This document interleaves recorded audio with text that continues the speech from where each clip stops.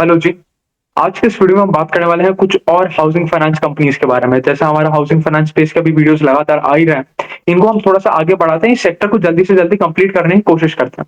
अब आज जिन दो कंपनियों के बारे में हम बात करने वाले हैं, उसमें से एक है एसआरजी हाउसिंग फाइनेंस और दूसरा है हमारे पास एप्टस वैल्यू हाउसिंग फाइनेंस। इन दोनों कंपनियों के बारे में बात कर लेते हैं, देख लेते हैं इनका रिजल्ट किस तरीके का रहा। अच्छा, उससे पहले एक और चीज के बारे में बात कर लेते हैं। अगर बीच में लाइट चली गई तो वीडियो नहीं रुकेगा आपकी, हो सकता है स्क्रीन ब्लैंक हो जाए, तो समझ लेना कि भाई हाँ, वीडियो चल रहा है, हम उसको कंटिन्यू करेंगे। पर फिर जैसे जैसे लाइट आ जाएगी फिर वैसे हम उसको आगे बढ़ा लेंगे। तो ठीक है, लाइट की वजह से हम नहीं रुकेंगे, ऑलरेडी 2 बार रुक चुके हैं। चलिए, अगर हम बात करें इन दोनों कंपनी के रिजल्ट्स के बारे में, तो दोनों ने ही थोड़े से डिसअपॉइंटिंग नंबर्स दिए हैं कि भाई जितना आपका एक्चुअल पोटेंशियल था आप उस तक नहीं जा पाए। आप सपोज X% का ग्रोथ कर सकते थे, या आप पहले पिछले 5-6 क्वार्टर्स में X% का ग्रोथ कर रहे थे। अभी आप उतना ग्रोथ नहीं कर पा रहे हो, आपका reduction in pace of growth हो रहा है या आपका रिडक्शन इन गाइडेंस हो रहा है, और जो कभी भी किसी भी स्टॉक के लिए एक अच्छा चीज नहीं होता। जबकि आपका जो सेक्टर है वो आउट परफॉर्म कर रहा है पूरे के पूरे मार्केट को। आप देख लो, आपको पूरे बाजार में कहीं 25, 30, 35% की ग्रोथ करने वाली कंपनीज नहीं देखने को मिलेगी। आप यहाँ पर अफोर्डेबल हाउसिंग फाइनेंस स्पेस में कोई भी कंपनी उठाओ, आपको मिल जाएगा कि बहुत अच्छा ग्रोथ करें। जैसे इंडिया शेल्टर 36% का ग्रोथ कर रहा है, आपका होम फर्स्ट फाइनेंस 31-32% के आसपास का ग्रोथ कर रहा है, जो हमारा स्टार हाउसिंग फाइनेंस है वो 40%, 20% के आसपास का ग्रोथ कर रहा है। तो वहां पर हमें इस सेक्टर में हमें बहुत अच्छी कंपनीज देखने को मिल रही हैं, जो बहुत अच्छी रेट पे ग्रो कर रही हैं। बट इस बढ़ते हुए सेक्टर में भी आपका जो पेस ऑफ ग्रोथ है वो अगर नीचे आ रहा है, तो अच्छी चीज तो नहीं है, अच्छा साइन तो बिल्कुल भी नहीं है इन कंपनियों के लिए। तो चलिए, फाइनली लास्ट में हम इनके ऊपर वैल्यूएशन के ऊपर भी चर्चा करेंगे। शुरुआत कर लेते हैं एसआरजी हाउसिंग फाइनेंस कंपनी के साथ। ये बहुत ही एक छोटा कंपनी है, मतलब एकदम माइक्रो कैप कंपनी है। अगर हम देखने जाए इनका मार्केट कैप, तो 500 करोड़ रुपए का तो इनका मार्केट कैप भी नहीं बन पा रहा। 492 करोड़ रुपीस के आसपास इनका मार्केट कैप है। अगर हम लोन बुक ग्रोथ के बारे में बात करें, कंपनी ने 26% के आसपास का अपना लोन बुक बढ़ाया, with a disbursement growth of just 4% over a YoY level and loan book size of 760 crore rupees. अब देखो, अब ऐसे हम देखने जाए तो यार 26% की लोन बुक ग्रोथ को हम बोल रहे हैं यार बेकार रिजल्ट दे दिया आपने।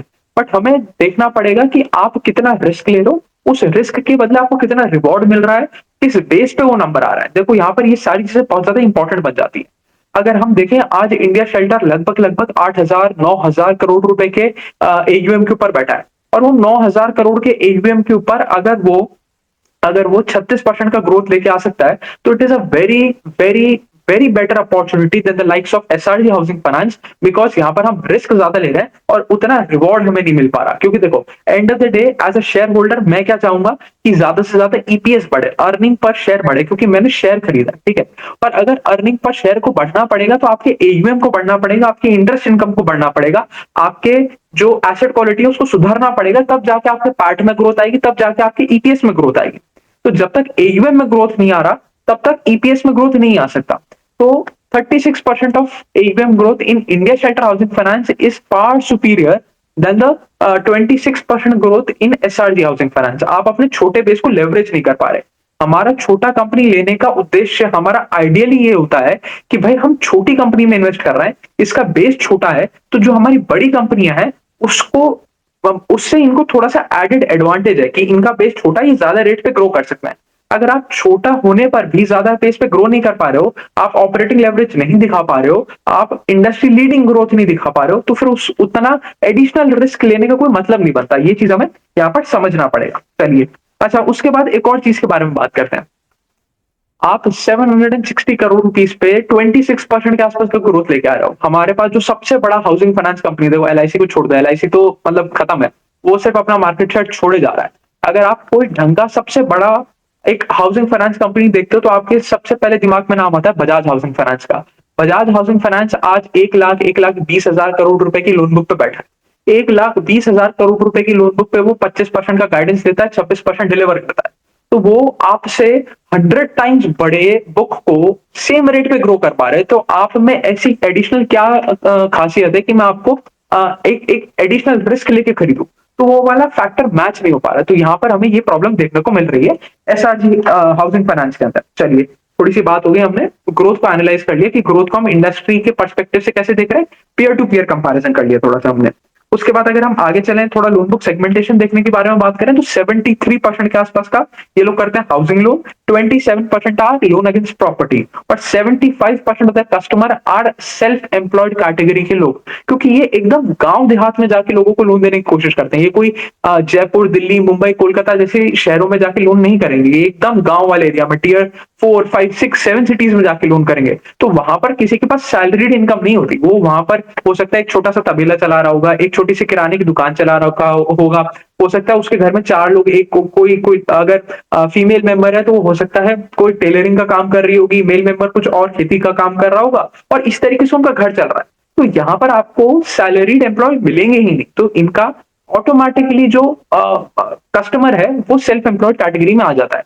और इसमें कोई बुराई वाली बात नहीं है। देखो, हर कंपनी अपना रिस्क एसोसिएट करके यील्ड निकालती है। अगर आप सेल्फ एम्प्लॉयड कैटेगरी कस्टमर को लोन दे रहे हो, आपको पता है कि यार ये थोड़ा सा ज्यादा रिस्की कस्टमर है, तो आप उसको थोड़ा सा ज्यादा यील्ड का लोन दे देते हो। आप उसको शायद 11, 12%, 13% पे होम लोन नहीं दोगे, शायद 15% पे होम लोन दे दोगे, तो आपका रिस्क मैनेज हो रहा है। Unless and until it is not reflecting on your asset quality numbers, ये कोई प्रॉब्लम नहीं है। ये हर कंपनी का अपने तरीके से डील करने का मेथड है कि हम सेल्फ एम्प्लॉयड कैटेगरी के लोगों को लोन देंगे या सैलरीड कैटेगरी के एम्प्लॉय को लोन देंगे।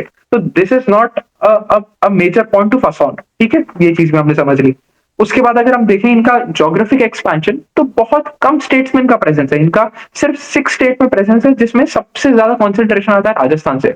45% of the AUM comes from Rajasthan और 39% गुजरात से। मतलब ऑलमोस्ट ऑलमोस्ट आपका 84% के आसपास का AUM तो इन 2 स्टेट से आ गया, और बचे हुए 4 स्टेट्स में भी आप कुछ ज्यादा कर नहीं रहे हो। 9% MP से और 7% आ गया हमारे अदर्स वाले सेगमेंट से।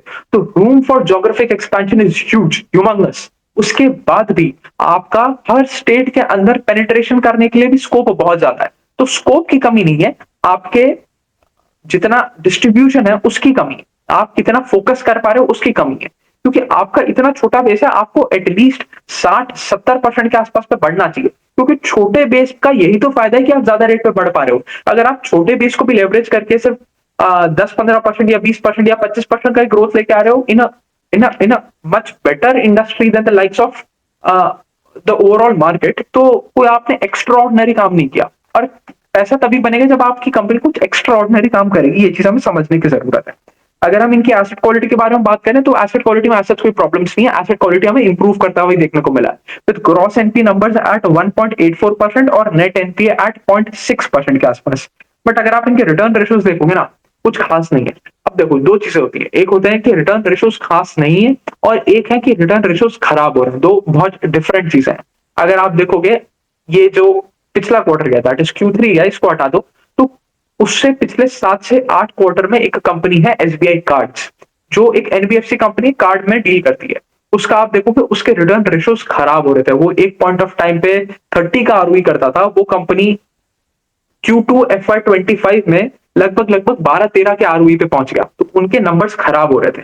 अब relatively 12% is a bigger number अगर हम बात करें तो। अगर दूसरी कंपनी उठाएं, दूसरी कंपनी का नाम है यूग्रो कैपिटल। यूग्रो कैपिटल का उसी टाइम पे ROE था 3% का, बट उनका ROE अपवर्ड ट्रेंड किया। अब वो ROE पहुंच गया 9%, 10% के आसपास पे। तो 10% is still a smaller number than 12%, but the trend is important. वो 10% आया 3% से, वो 12% आया 28-30% से। तो उसका ट्रेंड बेकार है, इसीलिए SBI कार्ड्स का स्टॉक परफॉर्म नहीं किया। यूग्रो कैपिटल का स्टॉक परफॉर्म कर गया, क्योंकि वहां पर हमें इंप्रूवमेंट देखने को मिल रहा है। तो स्मॉलर या words return ratios are not a bad problem, अगर वो इंप्रूव कर रहे हैं तो। कि अगर आपका 1% का ROE है, कोई दिक्कत नहीं है, चलिए जी, लाइट भी चलिए, कोई बात नहीं, हम बात को कंटिन्यू करते हैं कि भाई अगर आपका 1% का ROE है तो that is not a problem, but 1% का ROE आगे बढ़ना चाहिए। वो 1% से 2%, 2% से 3% जाना चाहिए। चलिए, तो 1% से 2%, 2% से 3% जाना चाहिए। तो उस ट्राइजेक्टरी सही होनी चाहिए आपकी। ये चीज बहुत ज्यादा इंपॉर्टेंट बन जाती है। तो वो चीज अभी हमें यहाँ पर होती हुई देखने को मिल नहीं रही। इनके अगर आप ROA नंबर देखोगे, तो 0.75% का ROA बना पाते हैं, और ROE इज एट 2.6% के आसपास। अब इसका बहुत सारे रीजन है। एक तो आपने कैपिटल एक्सपेंडिचर ज्यादा किया है, उसके बाद आपका जो इंफ्रास्ट्रक्चर है, जैसे डिजिटल इंफ्रास्ट्रक्चर है, उस पर आपकी काफी ज्यादा स्पेंडिंग हो रही है। तो ठीक है, ये सारे नंबर्स इन सारे रेशियोज को हिंडर करेंगे ही करेंगे, बट एटलीस्ट आपका ट्रेंड सही होना चाहिए था। अभी आपका ट्रेंड फ्लैट है, आप इसमें इंप्रूवमेंट नहीं ला पा रहे, तो यहाँ पर इंप्रूवमेंट आए तो ये और बेहतर नंबर्स देखने को मिल सकते हैं। तो चलिए, ये चीज भी हो गया। उसके बाद अगर हम बात करें थोड़ी सी और आगे देखने जाए, तो हमें पता चलेगा इनकी total income went up by 20%, इनका operating profit just went up by 12% with a PAT growth of just 1.6%। ये है इनका सबसे डिसअपॉइंटिंग बात, कि आपका जो टोटल इनकम है वो 20% से बढ़ रहा है, आपका ऑपरेटिंग प्रॉफिट सिर्फ 12% से बढ़ रहा है। उसका रीजन हमें समझ में आता है कि आप एक छोटा कंपनी हो, आप अपने जो इंफ्रास्ट्रक्चर है उसके ऊपर खर्चा कर रहे हो, आप अपना टेक्नोलॉजिकल प्लेटफॉर्म बिठा रहे हो, आप नई ब्रांचेस खोल रहे हो, उन सब में उन सारी की सारी चीजों में खर्चा आता है। ठीक है, आपका ऑपरेटिंग प्रॉफिट नहीं बढ़ा, कोई दिक्कत वाली बात नहीं है। बट जब आपका ऑपरेटिंग प्रॉफिट से हम पैट पे आते हैं ना, तो वो वाला नंबर आसपास ही होना चाहिए था, उसमें इतना डिफरेंस नहीं होना चाहिए था। और उसमें डिफरेंस क्यों है? क्योंकि आपकी क्रेडिट कॉस्ट थोड़ी सी बढ़ गई है। क्यों? क्योंकि आपकी थोड़ी जो डीपीडी बकेट्स है वो थोड़ी सी खराब हो गई। तो वो एक प्रॉब्लम है। आप आगे अपने बिजनेस को ग्रो करने के लिए, आप अपने एयूएम साइज को बढ़ाने के लिए कोई खर्चा कर रहे हो, उस वजह से आज पैट नहीं आ पा रहा, कोई इशू नहीं है। बट आपका पैट इस वजह से नहीं आ पा रहा क्योंकि आज आपके लोन डिफॉल्ट होने लगे हैं, उसके पीछे आपको प्रोविजनिंग करनी पड़ रही है। That is a problematic part. और क्रेडिट कॉस्ट क्या है? Credit cost is nothing but provisioning divide by आपके total AUM, total loan disbursed. ठीक है, तो credit cost increasing is a bad part for this company, जिसके ऊपर हमें थोड़ी सी नजर रखनी है। तो ठीक है, पोटेंशियल बहुत है, स्कोप बहुत है, बट क्या डिलीवर कर पाएंगे उसके ऊपर एक बहुत बड़ा क्वेश्चन मार्क है। और जिस हिसाब से इनका इस बार का रिजल्ट रहा है, कोई एक्स्ट्रॉर्डनरी कंपनी दिख नहीं रही है। और उसके ऊपर कंपनी के साथ एक और प्रॉब्लम भी है कि कंपनी ने अभी 50 करोड़ रुपए के आसपास का एक प्रेफरेंशियल इशू भी किया। अब प्रेफरेंशियल इशू में क्या हुआ? आपकी इक्विटी बेस डाइल्यूट हो गया। तो पहले तो आपका पैट का ग्रोथ इतना सा आया, 1.6% के आसपास का ही आया। उसके बाद आपने उसको डाइल्यूट और कर दिया, तो and of the day share holder के हाथ में पैसा आया ना, वो कुछ ज्यादा आया नहीं। शेयर होल्डर को तो 1.6% के आसपास का भी ईपीएस में ग्रोथ नहीं देखने को मिला। उसका ग्रोथ तो फ्लैट ही था, बल्कि थोड़ा सा नीचे ही गिर गया। तो ये चीज अच्छी नहीं। आपको अगर प्रेफरेंशियल इशू करना है, आपको बाजार से पैसा उठाना है, तो आप ऊंचे रेट पे उठाओ। आप उठाओ जब आप 4 times, 3 times, 3.5 times price to book पे हो। आप 1.5 times, 1.8 times, 2 times price to book पे अगर आप पैसा उठा रहे हो, तो कुछ कुछ आपने एक्स्ट्रा नहीं उखाड़ा, आप अपने आप को बहुत बेहतर प्रूव नहीं कर पा रहे हो। ये मेरा कहने का मतलब है। तो चलिए, ये चीज भी हमने समझ ली, एक कंपनी हमारे पास हो गई। अगर आप अभी भी इनके प्राइस टू बुक के बारे में बात करो, 1.9 टाइम्स प्राइस टू बुक पे है। पर ऐसा नहीं है कि ये सबसे सस्ता कंपनी है जो इस रेट का ग्रोथ दिखा रही है। इससे सस्ती कंपनियां अभी करी हैं जो इससे बहुत ज्यादा रेट पे ग्रो कर रही है, इसे 2 टाइम्स रेट पे भी ग्रो कर रही है, और शायद इसे ऑलमोस्ट हाफ वैल्यूएशन पे उपलब्ध है। तो उनके ऊपर हमें थोड़ी सी ज्यादा नजर बना के रखनी चाहिए। चलिए, अब आ जाते हैं हमारी दूसरी कंपनी की तरफ। दूसरी कंपनी का नाम है एप्टस वैल्यू हाउसिंग फाइनेंस। ये थोड़ा सा बड़ा कंपनी है, 17,000 करोड़ रुपए के आसपास का इनका मार्केट कैप है। अगर हम इनके एयूएम ग्रोथ के बारे में बात करें, तो full year basis Q4 over sorry FY24 over FY25 अगर हम देखने जाए, तो 25% के आसपास का ग्रोथ देखने को मिलेगा। यही पहला ही डिसअपॉइंटिंग नंबर। सेम केस जो हम एसआरजी के साथ बोल रहे थे, आपने 25% का ग्रोथ किया। आपका जो एयूएम साइज है, अगर कितना है, मैं एयूएम साइज 10,000, 11,000 करोड़ रुपए के आसपास का लगभग लगभग आपका एयूएम है, 10,800 करोड़ का आपका एयूएम है। वहां पर बजाज हाउसिंग फाइनेंस बैठा है 1 लाख करोड़ रुपए का लोन बुक बना के, उसको वो 26% से बढ़ा रहा है। आप अपनी 10,000 करोड़ रुपए की लोन बुक को 26% से बढ़ा रहे हो, तो दोनों सेम पेस पे काम कर रहे हैं। बेस आपका 10 गुना छोटा है। आपके पास ज्यादा अपॉर्चुनिटी थी ग्रो करने की, बट आप नहीं कर पाए। और इनका तो reduction in pace of growth भी हुआ है, कि ये कंपनी पहले अपवर्ड्स ऑफ 30% ग्रो किया करती थी, जो ग्रोथ अब आके घट गया है 25% के आसपास का। और ये जनरली हमें थोड़ा सा देखने को भी मिलता है कि जब कंपनी का साइज बढ़ता जाता है, तो reduction in pace of growth होता जाता है। या तो कंपनी उसको सस्टेन कर जाती है, आगे बढ़ जाती है, बट अगर सस्टेन नहीं कर पाती, उसको प्रॉब्लम्स आने लग जाती है, तो उस बेस को भी मैनेज करना मुश्किल हो जाता है। तो यहाँ पर वही चीज हमें होते हुए देखने को मिल रही है, कि जो आप पहले तेजी से दौड़ रहे थे, आप 32%, 35% का ग्रोथ लेके आ रहे थे, वो आज आपका ग्रोथ सिर्फ 25% के आसपास का रह गया, जो कोई बहुत बोस्ट करने वाली बात नहीं है। जब आपकी इंडस्ट्री का एवरेज ग्रोथ ही 21, 22, 23% के आसपास का है, तो 23% इंडस्ट्री ग्रोथ में आप 25% ग्रोथ कर रहे हो, तो आपको इंडस्ट्री लीडिंग परफॉर्मेंस तो कर नहीं रहे। ये चीज आपको समझ के चलना पड़ेगा। अगर हम इनके ब्रांचेस के बारे में बात करें, तो इस साल में, पूरे FY25 में, इन्होंने लगभग 38 नई ब्रांचेस ऐड करी और टोटल ब्रांच काउंट इनका पहुंच गया एग्जैक्ट 300 के आसपास का। वो भी कोई बहुत तगड़ा इंक्रीज नहीं है। 15% इंक्रीज इन ब्रांचेस, 15% का इंक्रीज ब्रांचेस में। सेम स्टोर सेल्स ग्रोथ जो हम रिटेलिंग कंपनीज में देखते हैं, उसी को थोड़ा समझने की कोशिश करें, इसको थोड़ा सा एनबीएफसी में लगाएं कि जो एक्जिस्टिंग ब्रांचेस हैं उसमें आपका एयूएम ग्रोथ कितना हो रहा है। अगर आप 5-7% का एयूएम ग्रोथ आप उसमें मान लो, सपोज 10% का एयूएम ग्रोथ उसमें मान लो, तो same store sales growth of 10% with a branch increase of 15% gives you a rough number of 25% AUM growth जो ये कंपनी अचीव कर पा रही है। तो ब्रांच एक्सपेंशन भी कोई बहुत एग्रेसिव नहीं है, जिससे हमें पता चले कि यार आगे आने वाले क्वार्टर्स में आप इस रेट को और ज्यादा बढ़ा लोगे, वापस वो 30% इससे ऊपर ले जाओगे। तो ये चीज भी थोड़ी सी डिसअपॉइंटिंग लगी इस वाले रिजल्ट में। चलिए, उसके बाद अगर हम देखें इनका Q4 ओवर Q4 FY25 और Q4 FY24 अगर हम देखने जाएं, तो वही 25% के आसपास का हमें एयूएम में ग्रोथ देखने को मिला। 6% का क्वार्टर ऑन क्वार्टर लेवल पे ग्रोथ देखने को मिला। उसको भी अगर आप फुल ईयर में ट्रांसलेट करोगे, वही 25-26% के आसपास आता है। डिस्बर्समेंट ग्रोथ ऑफ 15% है ना, पैट ग्रोथ ऑफ 23%, मतलब आपको ऑपरेटिंग लेवरेज भी नहीं मिला। आपका रेट ऑफ ग्रोथ नीचे आ गया, आपको ऑपरेटिंग लेवरेज नहीं मिल पा रहा है, आपका ब्रांच एक्सपेंशन कोई बहुत ज्यादा एक्सपोनेंशियल नहीं है, बहुत ज्यादा तेजी से आप ब्रांच एक्सपैंड नहीं कर रहे, आप एक नॉमिनल रेट से ब्रांच एक्सपैंड कर रहे हो, तो आप एक ऑर्डिनरी कंपनी बन के रह जाओगे। आपको पैसा तब बनेगा जब आपकी कंपनी एक्स्ट्रा ऑर्डिनरी काम कर रही होगी, इंडस्ट्री लीडिंग काम कर रही होगी, इंडस्ट्री में सबसे अच्छा काम कर रही होगी। एवरेज काम करने में पैसा नहीं बनने वाला। हाँ, शायद बन जाए, मतलब पैसा नहीं बनने वाला, मतलब एक्सपोनेंशियल पैसा नहीं बनने वाला। आपको कोई एक्सपोनेंशियल रिटर्न नहीं देखने को मिलेगा। अगर इंडस्ट्री में सारे शेयर 5-7%, 10%, 12% से बढ़ रहे हैं, तो आपका भी 12% से बढ़ जाएगा। आपको कोई 35-40% के आसपास का रिटर्न नहीं देखने को मिल सकता। ये चीज हम यहाँ पर भी कहना चाह रहे हैं। अगर हम इनके लोन बुक सेगमेंटेशन के बारे में बात करें, 71% are housing loan, 21% are quasi loans and 8% are other loans in the housing category वाले सेगमेंट में। अगर आप ओवरऑल लोन बुक में देखने जाओगे, तो 61% are housing loans, 20% are small business loan और 14% are quasi loans with 16% of other loans. अब ये क्वासी लोन्स क्या होता है? ये कुछ नहीं है, बट आप ऐसा समझ लो कि आपका घर बन गया, आपने बिल्डर को कॉन्ट्रैक्ट दे दिया है। सपोज 25 लाख रुपए का आपका घर बनना था, 10 लाख रुपए का आपने पेमेंट कर दिया है।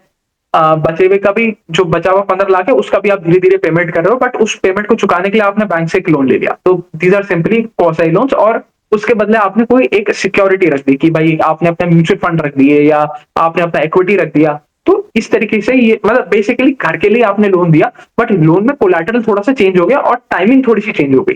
तो कोई कोई लोन बुक सेगमेंटेशन में कोई प्रॉब्लम नहीं है। आपने ज्यादातर हाउसिंग लोन ही कर रहे हैं। आप जो 20% स्मॉल बिजनेस लोन कर रहे हो, उसमें कोई बहुत ज्यादा इशू वाली बात नहीं है। बहुत सारी कंपनीज करती हैं, बहुत सारी कंपनी अपनी यील्ड को थोड़ा सा बढ़ाने के लिए करती है कि भाई हम हाउसिंग लोन दे रहे हैं। अब अगर आपको एनएचबी से पैसा चाहिए, तो आपको 60% हाउसिंग लोन करना ही करना होता है। बट जब आप हाउसिंग लोन करते हो, तो आप उतना हाई यील्ड कमांड नहीं कर पाते, क्योंकि थोड़े से सिक्योर्ड एसेट के ऊपर आप लोन देते हो भाई। जब आप हाउसिंग लोन देते हो, आप घर गिरवी रख लेते हो, तो जब आपने एक कोलैटरल रख लिया, तो आप बहुत ज्यादा इंटरेस्ट रेट चार्ज नहीं कर सकते। तो आपको अगर अपने ओवरऑल यील्ड को थोड़ा सा ऊपर लेके जाना होता है कि भाई कंपनी की हमारी एवरेज यील्ड को अगर हम थोड़ा सा ऊपर लेके जाना चाहें, तो हमारे पास एक ऑल्टरनेटिव होता है कि हम कुछ पार्ट ऑफ दैट पैसा डिवोट कर दें स्मॉल बिजनेस लोन में या एनबीएफसी लोन में, या जो हम कह रहे हैं जो बाकी एनबीएफसी करती है, जैसे यूग्रो फाइनेंस है जो एमएसएमई को लोन करती है। उस तरीके से अगर आप लोन करने लग जाओ, तो आपकी ओवरऑल जो यील्ड है वो थोड़ी सी ऊपर चली जाती है। और ये कंपनी भी वही करने की कोशिश कर रही है। इसमें कुछ गलत नहीं है, इसमें कुछ रिस्की नहीं है। ये यहाँ तक तो सारी चीजें ठीक चल रही है। जो प्रॉब्लमेटिक पार्ट है वो यही है कि आपका ओवरऑल लोन बुक का पेस ऑफ ग्रोथ नीचे आ गया, आपका ब्रांच एक्सपेंशन रेट कुछ बहुत खास है नहीं। तो ये दो मेन अभी तक हमें इश्यूज देखने को मिल रहा है। इनके भी 78% of the customer are self employed, और इनका भी सिर्फ 6 ही स्टेट में प्रेजेंस है, जैसा उस एसआरजी के केस में हमने देखने को मिला। तो इन दोनों के पास रूम ऑफ जोग्राफिकल एक्सपेंशन बहुत ज्यादा है। कि अगर आप देखो, हमारे देश में 28 स्टेट्स हैं और कितनी ही यूनियन टेरिटरीज हैं। आप कहाँ कहाँ जाके लोन कर सकते हो। आप अपने एक्सिस्टिंग स्टेट में भी ऐसा नहीं है कि हर गली नुक्कड़ में पहुंच गए कि आपने अपने सारे के सारे स्टेट की ग्रोथ एग्जॉस्ट कर दी है। तो आपके पास रूम फॉर एक्सपेंशन बहुत है, बट फिर भी आपका जो एयूएम ग्रोथ है वो नीचे आ रहा है। ये उससे भी ज्यादा डिसअपॉइंटिंग बात बन जाती है। अगर अभी हम इनके स्टेट प्रेजेंस के बारे में बात करें, तो इनका प्रेजेंस है मेनली दैट इज आपका आंध्र प्रदेश में, तमिलनाडु में, तेलंगाना में, कर्नाटका में और ओडिशा और महाराष्ट्र में इन्होंने लास्ट क्वार्टर में ही एंट्री मारी थी। तो वहां पर तो एक नई एंट्री की तरह ही है कि अभी तक इनका 4 स्टेट में प्रेजेंस था। एक क्वार्टर पहले उन्होंने 2 नए स्टेट ऐड करे, अब टोटल 6 स्टेट्समैन का प्रेजेंस हो गया। तो चलिए ये चीज भी हमें समझ में आ गई। अगर हम इनकी एसेट क्वालिटी के बारे में बात करें तो asset quality quarter on quarter level पे तो इंप्रूव हो रही है, वाई वाई लेवल पे थोड़ी सी खराब हुई और इनकी भी डीपीटी बकेट्स ऊंचे की तरफ गई, जो एक और प्रॉब्लमैटिक साइन हमें देखने को मिलता है। अब देखो एक और चीज, जो जितनी भी कंपनी हमें देखने को मिलेगी ना, जो थोड़ी सी अपनी लोन बुक की पेस ऑफ ग्रोथ को नीचे लेके आ रहे होंगे, हमें उसमें एक नॉर्मल ट्रेंड देखने को मिलेगा कि इनकी डीपीटी बकेट धीरे धीरे ऊपर जा रही होंगी। तो देखो यहाँ पर सारा का सारा खेल रोलिंग का है कि आपने एक तरफ से पैसा उठा लिया है, आपने एक तरफ पैसा लेंड कर दिया है, अब वो लेंड किया हुआ जो पैसा है वो आपके पास वापस आ रहा है in the form of EMI. अगर वो साइकिल सही चल रहा है, अगर वो साइकिल में आप एक्स अमाउंट हर महीने बाजार में डाल रहे हो और आपको उस एक्स अमाउंट का वापस इनफ्लो मिल रहा है कि आपको ईएमआई के तौर पे उसका कुछ पार्ट मिल जाता है, देन एवरीथिंग इज ओके। तो आपकी कलेक्शन एफिशिएंसी ठीक है, तो कोई प्रॉब्लम नहीं आती। बट जब आपको ईएमआई रिसीव होना बंद हो जाता है ना, तो आपका पहला रिस्पॉन्स यही होता है कि यार ये जो बाहर पैसा जाता है ना, इसको रोक लो। पहले वो जो बाहर पैसा ऑलरेडी गया हुआ है उसको रिकवर करने की कोशिश करो। तो यहाँ पर हमें इन दोनों कंपनीज में सेम केस होता हुआ देखने को मिल रहा है कि हमारी डीपीटी बकेट्स थोड़ी थोड़ी सी ऊपर गई है, इसलिए यहाँ पर थोड़ा सा हमें एयूएम ग्रोथ में कमी आता हुआ देखने को मिल रहा है। और ये लोग अब अपनी डीपीटी बकेट्स जब सुधारेंगे तभी अपनी आगे की लोन बुक की पेस ऑफ ग्रोथ को बढ़ा सकते हैं। उसके अलावा इनके पास कोई ऑल्टरनेटिव नहीं है, क्योंकि ये कभी भी अपने ज्योग्राफी से बाउंड नहीं हो रहे या अपने स्केल की वजह से बाउंड नहीं हो रहे कि यार हम इतना बड़ा कंपनी हो गए कि हमारे पास ग्रोथ करने के लिए जगह नहीं बची। ये हमेशा बाउंड हो रहे हैं कि जो इनके पास बाहर पैसा चला गया है वो रिटर्न नहीं आ पा रहा या वो उतनी एफिशिएंटली हमारे पास वापस नहीं आ पा रहा। ये चीज हमें समझने की जरूरत है। ठीक है, अगर हम इनके ग्रॉस एनपी के बारे में बात करें तो इट इज एट 1.19% और नेट एनपीए 0.9%। नंबर्स देखने में बहुत ठीक लग रहे हैं, कोई दिक्कत नहीं है। बायो लेवल पे थोड़े से खराब हुए हैं, बट हाँ जो अभी रिसेंट ट्रेंड हमें देखने को मिल रहा है पिछले 3 क्वार्टर में ये नंबर्स इंप्रूव हो रहा है, तो ये बेहतरी की तरफ ही जाना चाहिए। इनको वापस अपनी लोन बुक का पेस ऑफ ग्रोथ ऊपर लेके जाना चाहिए, बट जब तक जाएगा नहीं, तब तक बात बनेगी नहीं, तब तक आपको रिवॉर्ड मिलेगा नहीं। तो चलिए ये चीज हो गई। अच्छा, अब इस एक कंपनी के बारे में दो अच्छी चीजों के बारे में बात कर लेते हैं, उसके बाद ये वीडियो खत्म करेंगे। अगर हम देखें इस कंपनी का आरओई अपवर्ड ट्रेंड कर रहा है, जो एक अच्छी पिक्चर बताता है कंपनी के बारे में कि भाई आप 19.6% के आरओई पे पहुंच गए हो from the lows of 17% of last year. भाई सबसे कम अगर इनका आरओई देखें तो लास्ट ईयर में 17% के आसपास का इन्होंने आरओई किया था, जो भी बहुत अच्छा है। उसको अब ये बढ़ा के ऑलमोस्ट ऑलमोस्ट 20% के आसपास टच कर गए, वहां पर कोई प्रॉब्लम नहीं है। तो ROE is trending upwards, good sign. Second चीज है आपका आरओए। आरओए भी ऑलमोस्ट फ्लैट है, वहां पर भी कोई हमें इश्यूज आते हुए देखने को मिले नहीं रहे। वहां पर भी हमें 7.9% के आसपास का हमें आरओए आता हुआ देखने को मिल रहा है। अगर हम इसके प्राइस टू बुक के बारे में बात करें, 4 टाइम्स प्राइस टू बुक पे बिक रहा है। अब ये है प्रॉब्लम, अब ये है वैल्यूएशन का प्रॉब्लम कि 4 टाइम्स प्राइस टू बुक पे तो होम फर्स्ट भी बिक रहा है, 4 टाइम्स से कम प्राइस टू बुक पे तो इंडिया शेल्टर भी बिक रहा है। दोनों का सिमिलर साइज एयूएम साइज है, बट दोनों का ग्रोथ आपसे 6-7% ज्यादा है। एक का तो ग्रोथ आपसे 11-12% ज्यादा है, इंडिया शेल्टर तो आपसे 12% एक्स्ट्रा रेट पे ग्रो कर रहा है। India shelter is growing at 12% more rate. उसके बाद it is also available at a cheaper valuation. तो आप रिलेटिवली ओवर वैल्यूड लग रहे हो ओवरऑल मार्केट में, इसीलिए आपका स्टॉक परसेप्शन थोड़ा सा खराब हुआ है। तो या तो अब आप इस 4 टाइम्स के प्राइस को जस्टिफाई करने के लिए अपनी पेस ऑफ ग्रोथ को ऊपर लेके जाओ, उसको आप 40% पे पहुंचाओ, या तो आप तब जस्टिफाई कर सकते हो, या बाकी कंपनीज का जो प्राइस टू बुक मल्टीपल है वो ऊपर जाए। तो अगर बाकी कंपनीज का कि भाई अगर आज India Shelter 3.5 times price to book पे ट्रेड कर रहा है, अगर वो इससे महंगा हो, वो 5 टाइम प्राइस टू बुक पे जाए, तो actual money would be made in India shelter and not Aptus value housing finance. But जब इंडिया शेल्टर 5 पे पहुंच जाएगा तब हमें लगेगा कि यार एप्टस सस्ता है, बट वो सस्ता ही रह जाएगा क्योंकि एक्चुअल पैसा बन गया हमारा इंडिया शेल्टर में। तो ये हमें दिमाग खोल के बात करनी पड़ेगी। चलिए उसके अलावा एक और लास्ट चीज रह गई कि इनके जितने भी लोन्स है ना, ये 81% ऑफ द लोन्स जो ये देते हैं वो फिक्स्ड इंटरेस्ट रेट पे है। तो जैसा भी हमें पता है कि हाई इंटरेस्ट रेट एनवायरमेंट चल रहा है, तो सपोज इनका यील्ड है 13% के आसपास का, तो अगर मैं एक्टस से आज लोन लेने जा रहा हूं तो मेरे को 13% के आसपास का अगर लोन दे रहा है, तो वो मेरा फिक्स्ड इंटरेस्ट रेट लोन दे रहा है 13% पे। तो जब कल को आरबीआई रेपो रेट कम करेगा, जब ओवरऑल ग्लोबल इकोनॉमीज में इंटरेस्ट रेट कटने वाले होंगे, तो हमें क्या पता चलेगा कि एप्टस का यील्ड ऊपर टिका ही रहेगा। मेरे लिए वो कॉस्ट 13% ही रह गई, बट एप्टस की कॉस्ट ऑफ बोरिंग नीचे चली जाएगी क्योंकि वो वेरिएबल रेट पे है, वो फ्लोटिंग रेट पे है। तो पहले अगर एप्टस को 7% पे पैसा मिल रहा था, तो अब 5% भी मिलेगा, बट पहले भी एप्टस 13% भी दे रहा था, अभी भी एप्टस 13% भी दे रहा है। तो जैसे ही इंटरेस्ट रेट कम होंगे, तो ये उन चुनिंदा कंपनीज में से है। ये ज्यादातर हाउसिंग फाइनेंस कंपनी के साथ होता नहीं है, सबका ज्यादातर पोर्शन फ्लोटिंग के साथ ही रहता है, बट इस कंपनी के साथ ऐसा है कि इनका ज्यादातर फिक्स्ड के साथ है। तो जब इंटरेस्ट रेट कटेंगे तो इनको थोड़ा सा एडेड बेनिफिट मिलेगा, इनकी पैट में थोड़ा सा ज्यादा ग्रोथ आता हुआ देखने को मिलेगा, क्योंकि इनका जो स्प्रेड है, जो बीच का ये मार्जिन बनाते हैं, उसमें हमें थोड़ा सा ज्यादा इंक्रीज देखने को मिलेगा। तो डिसप्रपोर्शनल गेन्स यहाँ पर इनको देखने को मिल सकता है, बट जब तक आप एयूएम में ग्रोथ नहीं लेके आओगे, आपको मेजर गेन्स तो आता हुआ देखने को मिलेगा। तो चलिए, आज भी हमने 2 कंपनियों के बारे में बात कर ली, अभी के लिए इतना ही रखते हैं। Thank you.